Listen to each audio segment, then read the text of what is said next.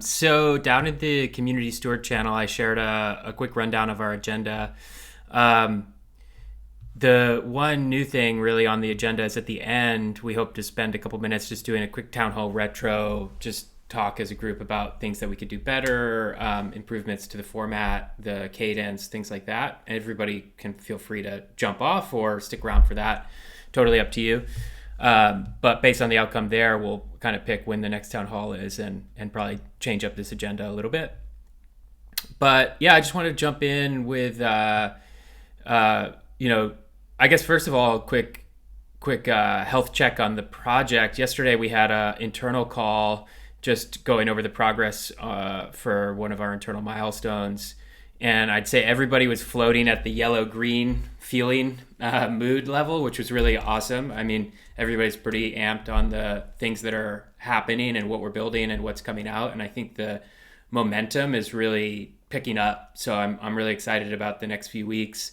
And I think I mentioned in here, we have this NFT NYC event at the end of June. And I think we're really starting to focus a lot of our sites on that date to really land or make sure that we have a lot of really big pieces landed so that we can really engage with new partners and projects and tell some really cool stories in New York. And I think that's looking really good. So yeah, just general excitement all around.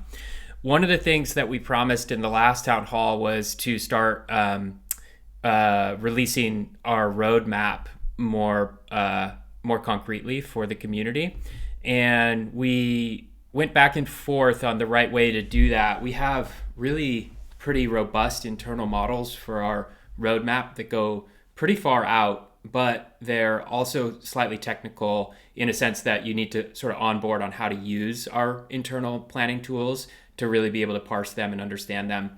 And so what we really want is and then we can do kind of create an executive summary of all of that. What we really want is something right in the middle, something that can kind of pull out the key pieces and make it easy for the community to understand the full planning, what's on track, what's behind, what are the dates that different pieces are landing. We're not ready. We don't have that piece today. And that is actually a piece that we want to land this season because there's some work that we need to do to make that model work. But for today, we did put together the executive summary of our roadmap. And so if you go to the agenda, it's just the first link in the general updates. And it's also the top node of our Tableland Notion pages. And so you'll find the season roadmap. And what we did is we just documented the main pieces that are going to land over the next 3 seasons.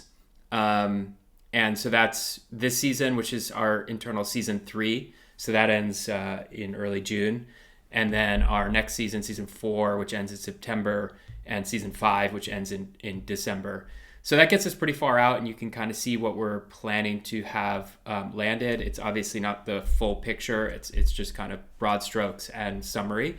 But if you want to review that and have any questions about specifics or there are pieces that you are personally waiting for from the project that aren't covered there, just jump in the creator chat and ask us questions, and we can fill stuff in or let you know what we're thinking.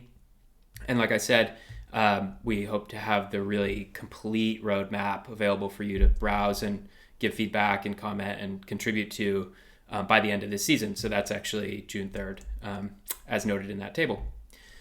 So yeah, any feedback there? Awesome. We'd love to talk about it. I think the real highlights are lumped into this season because that's where we have the most visibility about what's actually going to land, and we're already working on it. We're pretty far along in the season and know it's coming.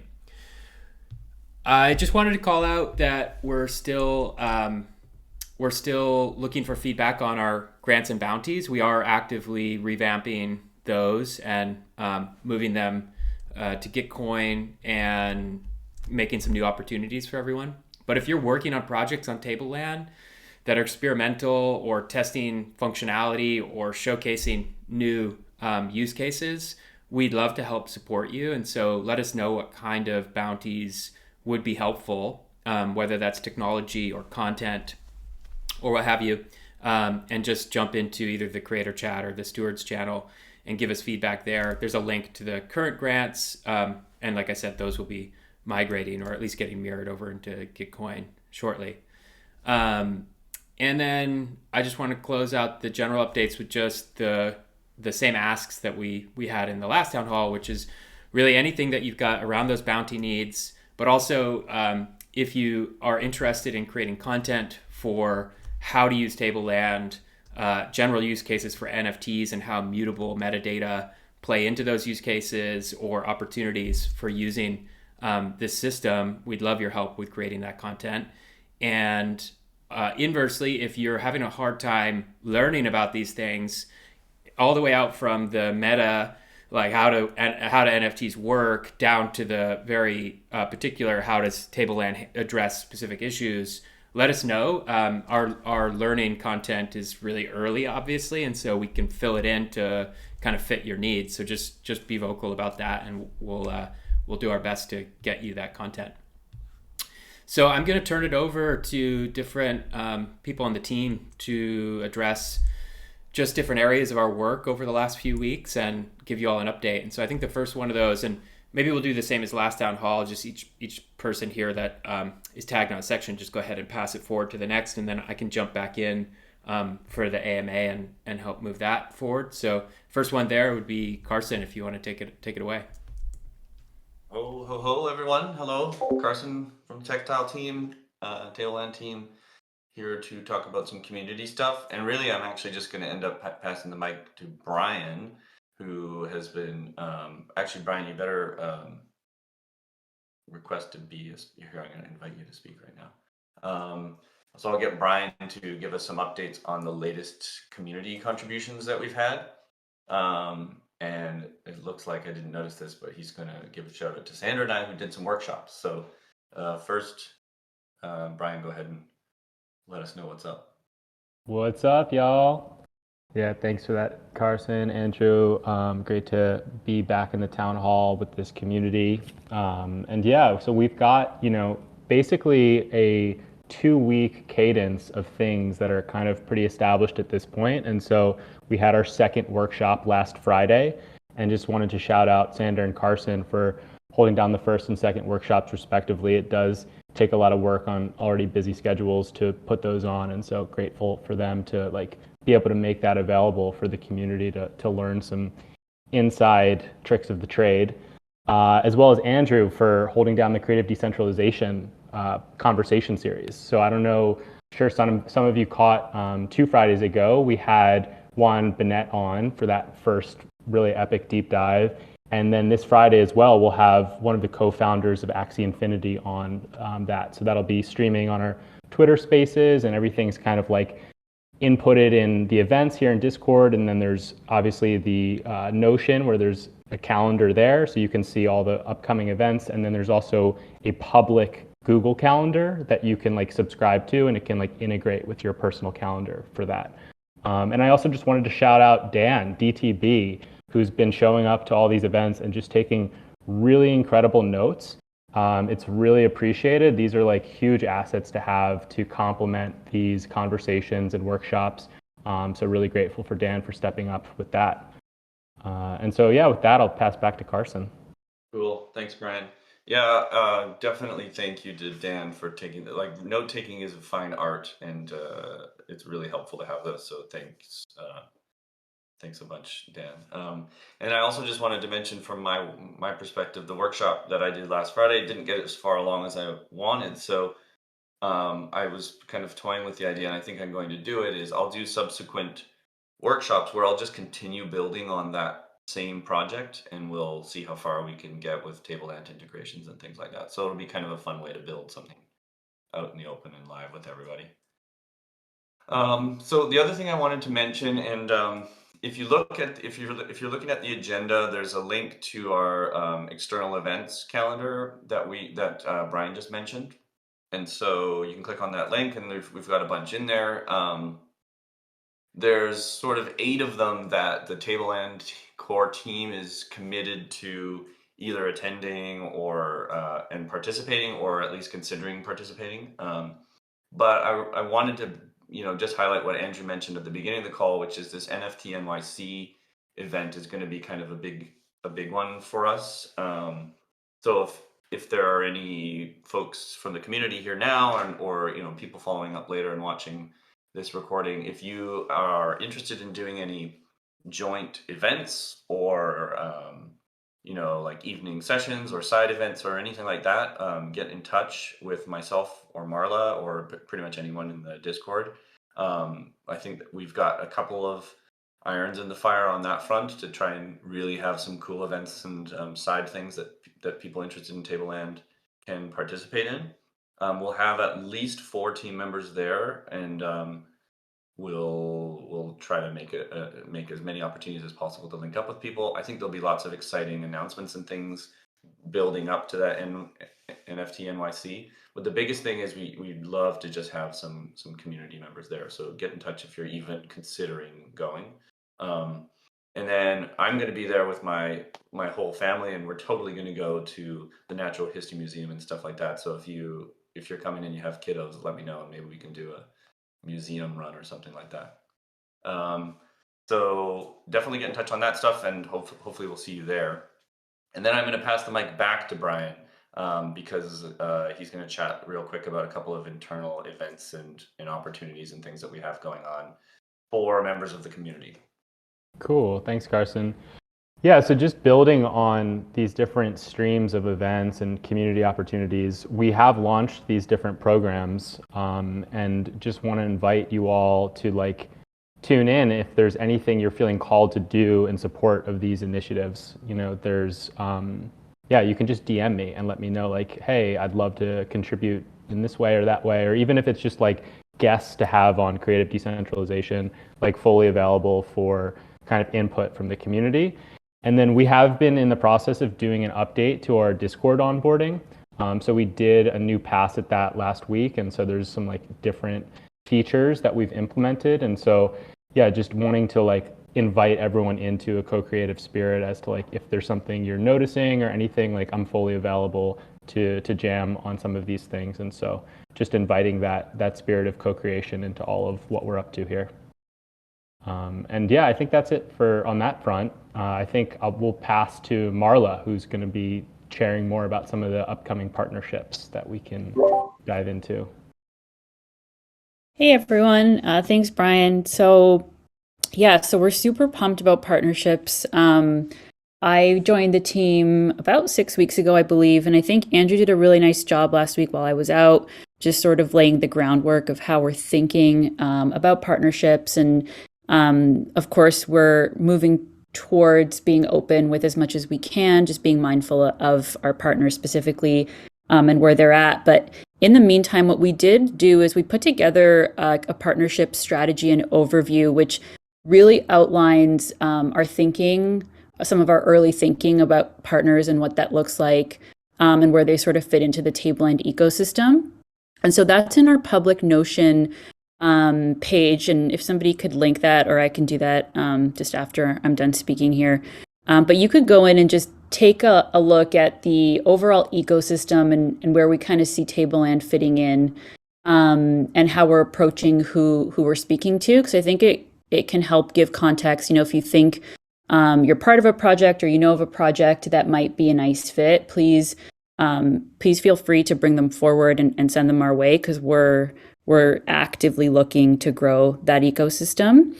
And then sort of just growing on that, we've had a lot of really great conversations moving forward with partners. So there's probably about 3 or 4 that are steadily proceeding into sort of the next realm of partner, where we're actually seeing new projects that will start to materialize and build on Tableland. And so we're really excited about that, because, projects that are in the NFT and gaming space that are going to be experimenting with really cool ways to unlock mutability and composability, playing with interoperability. So there's all these really interesting ways that they're taking Tableland to showcase all of its value.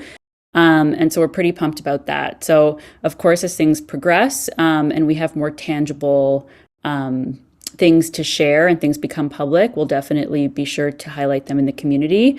But in the interim, if you see anything that you think might fit, please do feel free to reach out to us in Discord, and we'd be happy to have that conversation. And yeah, with that, I will pass it over to Sander for some network updates. Cool. Thank you, Marla. So from the network side, last time we talked about some experiments we were doing around layer 2s and some trade-offs between running our own blockchain versus leveraging other chains for consensus. We have decided to forge down the path where we're leveraging other chains for consensus, mostly because that ties into the next topic around access control. So having access to the execution layer really lets us do some fun and powerful use cases like token gating, gating updates to tables and that kind of thing. And the past week or so, we've been really diving into what that looks like. And we have a pretty nice overview of that, actually building a few internal dynamic NFT experiences and just playing with it ourselves and dog fooding. And I think for the next workshop, I'd love to do something around there that shows what's possible. This is the first couple workshops. We were a little bit limited in what we could demo, just because it was all about, a table owned by the creator and they're doing things with it. But gaming use cases and dynamic NFT use cases really require a bit more intelligence at the access control layer. So yeah, I'm actually really pumped to share some of that stuff. And let's see what else.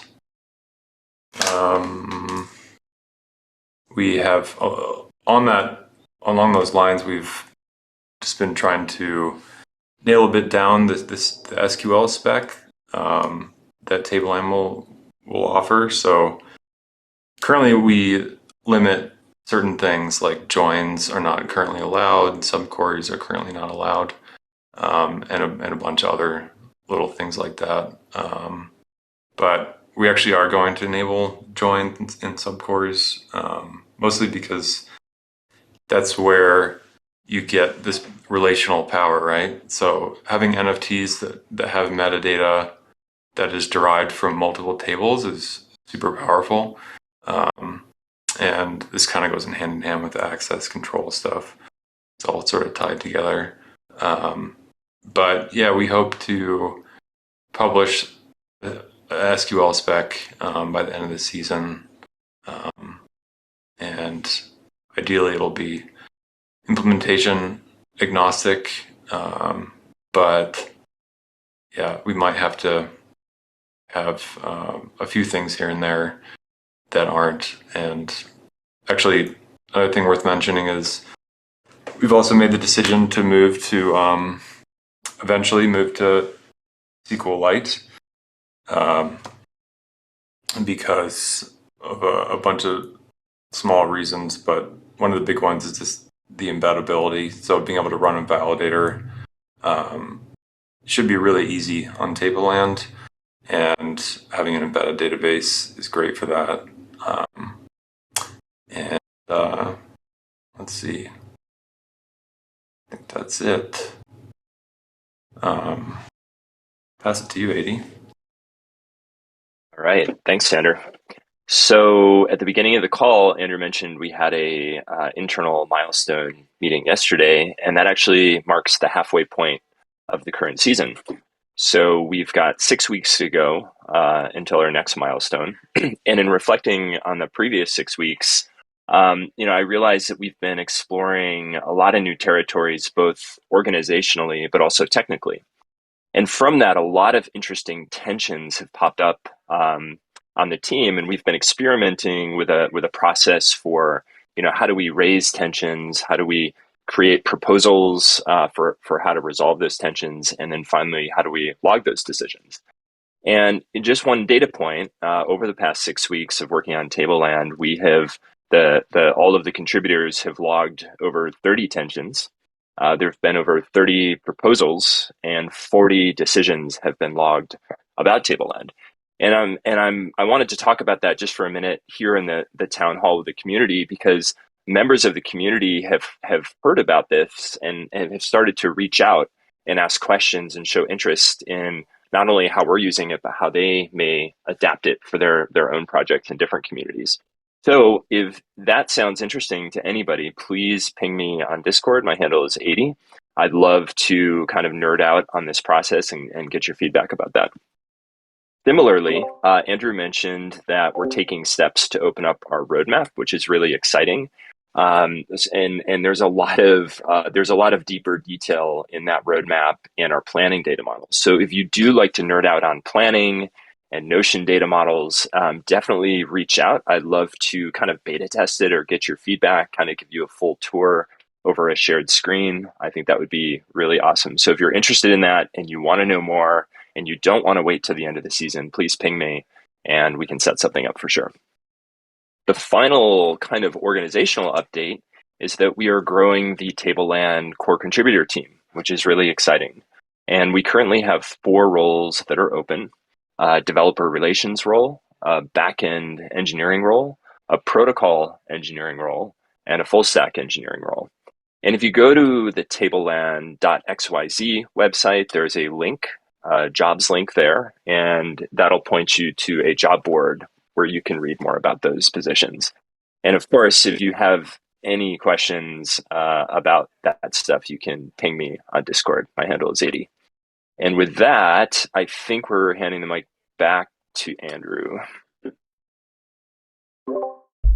Nice. Thank you.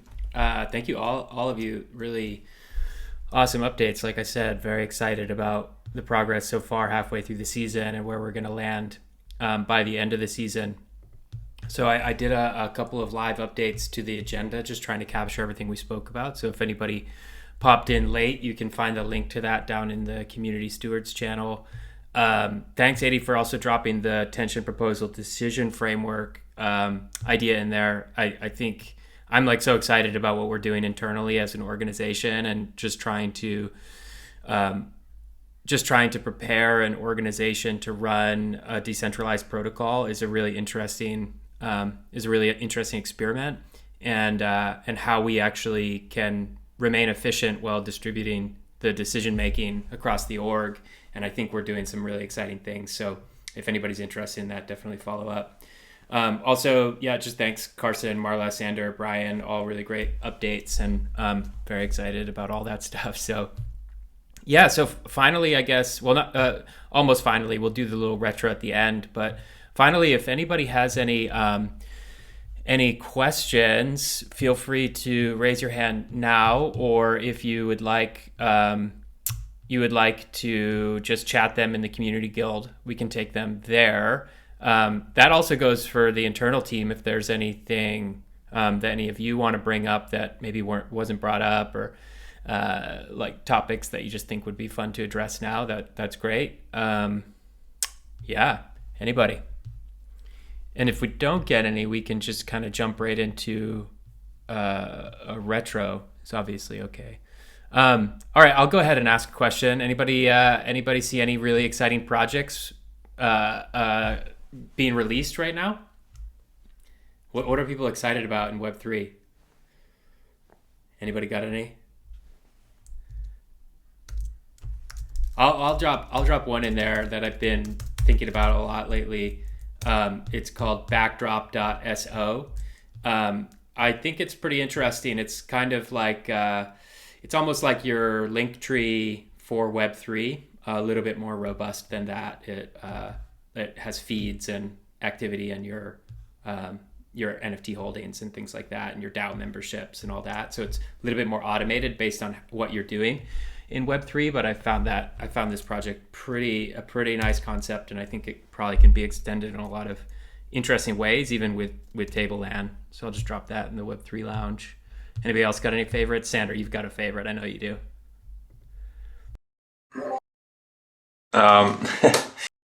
let's see. Um, I don't know. I feel like I've been a little bit in a cave the past week at least. Uh, as soon as you go on Twitter, it's like you find 10 cool things. Um, but yeah, I don't know. There's I don't know if anyone knows of FX Hash. That's the one of the Tezos generative art platforms. It's kind of where like a lot of the generative art stuff has moved to. Um, and the volume, just the sheer volume of output there is like mind-boggling. It was kind of first art blocks and then this a bunch of other similar platforms, but a lot of those artists have moved over to the FX Hash. Their main stuff is still launched on Ethereum, but I think it's just more of a playground over there. But anyway, the creator of that has been thinking along the lines of something I've been thinking about for a while, which I think is really interesting, this idea of democratized curation. I haven't heard him phrase it like that, but I've just heard little tidbits.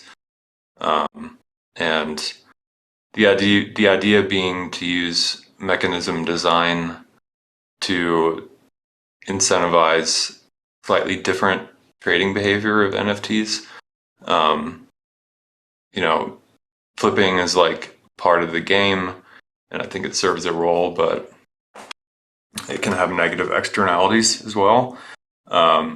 So I don't actually know what they're doing. I've just thought it was cool that they're thinking about that. And I have like a half-written little write-up of what I think would be a cool way to do that. But anyway, it just goes to show, like, if you want a certain behavior, just craft the incentive to make it happen. But yeah, it's cool to see people thinking about that stuff. Because I think that like the excessive flipping and all that, it can be a turnoff for the space. So yeah, just honing in on.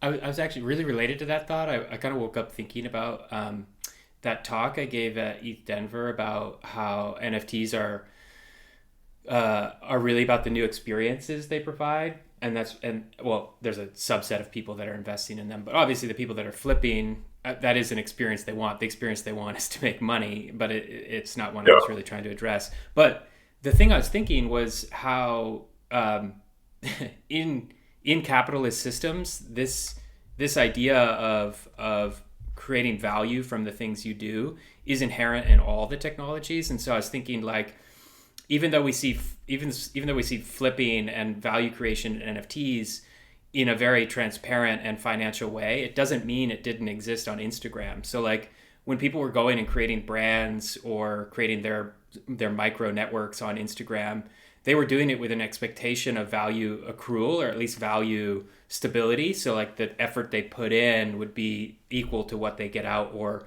they would get out more. But the difference is, and that actually did boil up to economic value, because somehow they had KPIs that they're publishing in their quarterly reports, and people are investing based on that perceived value of their users, and that perceived value generating new traffic and daily active users. And so then investors are investing more. But what happens is, if Instagram rug pulls those micro communities, none of the value goes back to them at all. Whereas in NFTs, it's so direct. Like the people that are investing in, say, Doodles, some of them obviously want to flip, but others are actually saying, I want to lock up this capital because I think that I'm going to get more value out of it than the value I put in. And it's so interesting because it's the exact same. It's such a direct capital gain that people aren't used to it. And I find that so interesting, and people just haven't kind of unwrapped it totally in their head yet. And I'm really excited for like when it starts clicking for people. It's kind of similar to the argument I keep thinking, like people see like DeFi and finance in Web3, and they go, look at all the terrible things that happen. It has to be bad.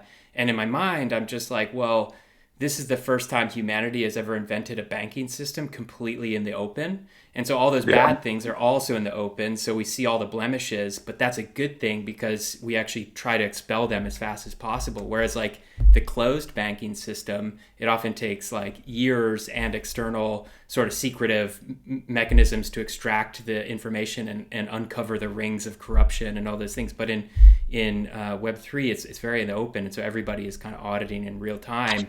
And that's that's kind of like shocking to people, but it's also potentially a really positive thing. Anyway, super interesting things happening in Web3. You got my mind riffing on things I was thinking this morning. Totally. Yeah, it's kind of like, the degenerates of Web 2 are like pillars of our society, So it's not exactly the it's not transparent. Yeah. Yeah, I totally agree. Like flipping, I don't have anything against it. Like it's part of the game.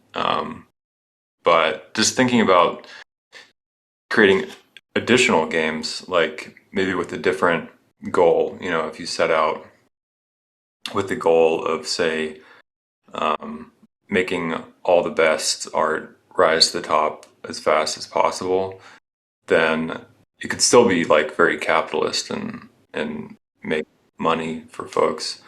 But it's like people could play this other game next to that game, It wouldn't be, and that's just the beauty, like we can have an infinite amount of games. So there's another really fascinating thing kind of wrapped up in that, which is, I was thinking about it just to pick on Doodles again, the like, because it's a nice middle category one, but like if you think about what Doodles is doing around creating this small community of owners, the thing about flipping is that when you flip, like in that 5 or 10% fee or whatever goes to the artist or goes back to the community developers, that actually that can be a strong positive for making the project more valuable, right? Because then the creators of Doodle theoretically are investing that capital into creating a better experience for all the owners. And so then I was thinking, because that's true, or for like an honest project that is true, it actually creates this funny equilibrium where a well-played, this is now from the strategy of the project creator, a well-designed community is one that creates enough value for members, but changes rapidly enough that some members get dissatisfied and leave. And so they have to, because that's what funds them. So you need people to be selling in order to keep funding your community. And I just think that's so interesting because it forces you to evolve your community or die. Like you can't have a bunch of people just sitting on it. And if you do start dying, it creates a lot of people selling near floor, but you're still getting fees. And so it actually could create stimulus for you to then adapt and create a new reason to be part of it. It's such a funny game. Yeah. Anyway, Totally. Rabbit holes all around. Yeah. No questions from the community. Wait, maybe? No. Thanks for listening then, Devious R3D.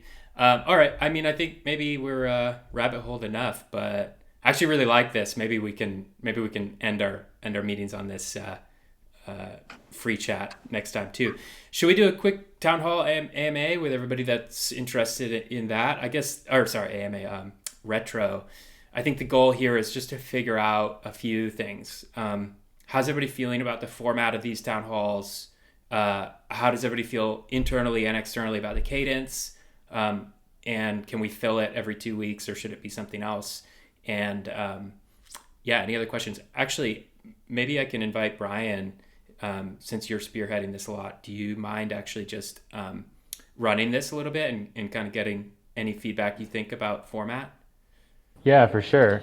Yeah, I think, as Andrew said, like one open question that we had some internal conversations about was the cadence. So right now we're doing these fortnightly, every other week, but there is kind of an alignment to potentially do it every 6 weeks and do them after these kind of checkpoint sessions that happen. And so, wanting to tune in with the community to see, like, is there enough value that's generated in these every other week to like host them, or should we maybe come in with even more to deliver into these sessions every 6 weeks?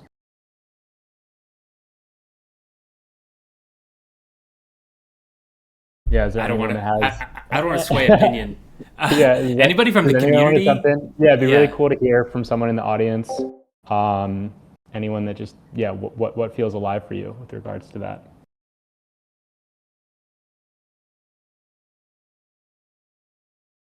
Got a hand raised. Dan, got the mic.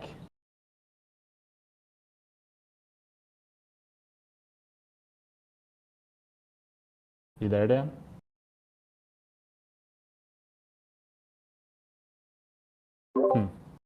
Can't seem to hear you. Yeah.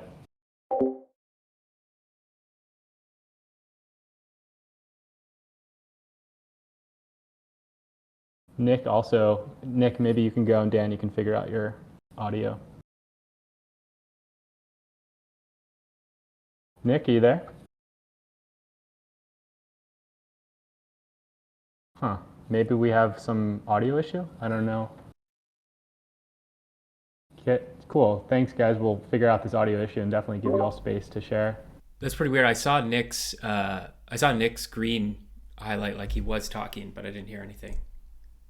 Do you hear me now? We can hear you, sir. Yeah.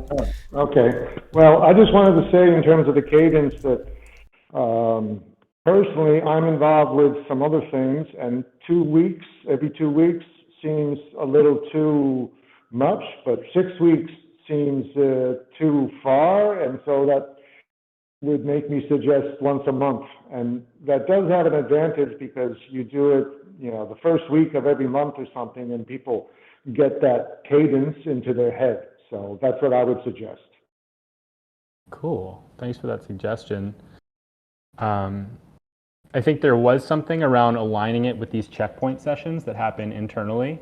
But I feel you on that kind of in-between time might be kind of most suitable for a cadence.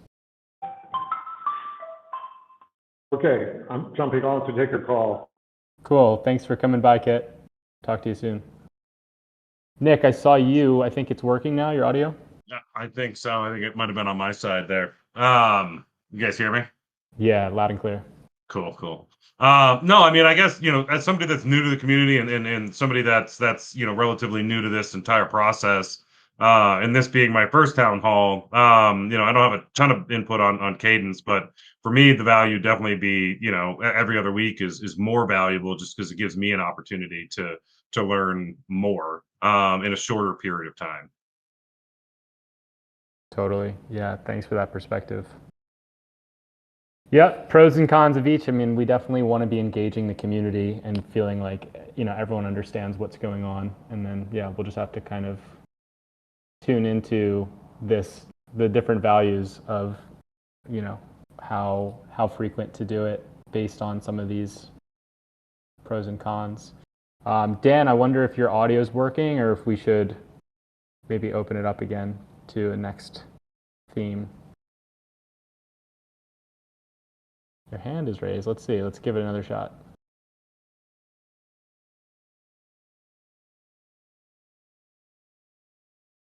You've got the mic.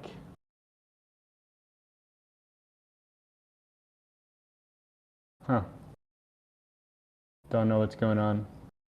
Maybe it's a headphone issue? I don't know. There you are. Oh, wait, you can hear me? Now we can hear you. Yeah. It's so weird. I clicked deafen on Discord and then undeafened it, and for some reason that worked. I just put my input in the community guild, but yeah, I think like over the long run, 6 weeks is probably a good cadence, especially if you have those internal milestones and whatnot. So then the meetings are just more meaningful. But at least for me in like the early phases, it's kind of nice to hear things every couple of weeks, as like everyone's probably getting ramped up on the protocol itself. So yeah, it's like, I think over time, 6 weeks makes sense, but right now, 2 weeks is at least valuable thus far. Cool. I personally am feeling like 6 weeks is the jam for town halls, and then more like as things come up, we can host other sessions, more free flow. Yeah, that's my sense. Like the Mesa, like this is a space for us to like congregate for, it doesn't have to be just town halls. We can have other more focused sessions with the community. So my sense is we do the town halls every 6 weeks based on the checkpoints. And then we can like tune in the community guild channel, and just like even internally, if we're sensing there's like a focus session to bring to the community, we can host other spaces here in the Mesa for those more focused things. So Brian, I actually might log a vote in the other direction, and maybe we can get some other folks as good tiebreakers. But I actually think what Dan just said sounds really wise. Like, if we were to just make a plan that was, say, the rest of this season, because that would only be that'd be basically 3 town halls left in the season, and then drop back down to 6 weeks. The reason I'm thinking is that we have some pretty big things coming over the next 6 weeks, where getting the community sort of involved and get feedback really quickly and everything would be potentially really valuable. I could see what you're saying, like if we dropped it to 6 weeks and we just found other ways to really disseminate that and get people collaborating on it. But part of me thinks there's an opportunity, especially this season, to kind of move with speed. Yeah, for sure. No, and I'm definitely open to that. I guess I was thinking it's like, for some of these other things that are going to come up in the coming weeks, like do we have just like focused sessions that are not town hall format for that? But we could just use the town halls as our window where we kind of get to jam on those things too. So totally, yeah. we could do like town hall with a theme and kind of drop the like report on all the different sections, but really just focus in on a thing, and yeah, okay, I'm buying what you're saying, and then use the 6 week marker as like this is the whole report on the whole system. Yeah, that sounds good to me. Game for that. Anyone Yeah, else? I like that as well. Sweet. Nice. Yeah, I mean, is there anything else to note, Andrew, from your perspective in terms of like, while we're all, and AD or, Carson, Sander, Marla, anyone else, like anything to raise here, just as we're like all together?